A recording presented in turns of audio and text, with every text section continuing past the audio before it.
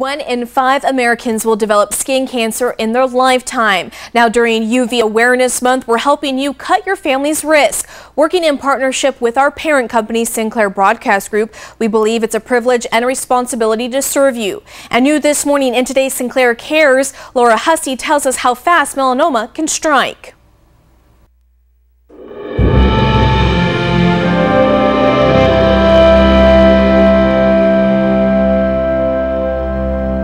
We were supposed to have an RV and travel the country and play golf at every possible golf course that we could. Lisa Captain lost her husband Steve less than a month before their 30th wedding anniversary.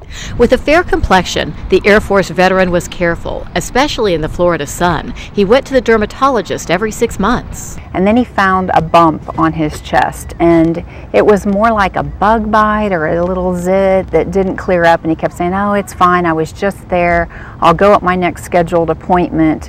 When that appointment rolled around, Steve was diagnosed with melanoma. It had already spread to his lymph nodes. I wish I could tell you it was uncommon, but it's all too common that we see people months and months, if not years after. I wish I could have had them come into the clinic and take a look to see what's going on. Dr. Sean Branch of the HENGHOLD Skin Health and Surgery Group says most melanomas fit guidelines called ABCDE. Watch for a growth that's asymmetrical, has border irregularity, color that's not uniform, diameter greater than a pencil eraser, or is evolving in size, shape, or color.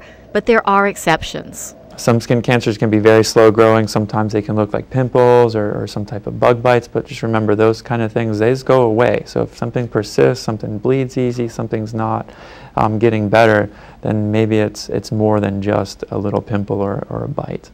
Steve Captain survived 2.5 years, but the cancer eventually moved to his lungs and then his brain.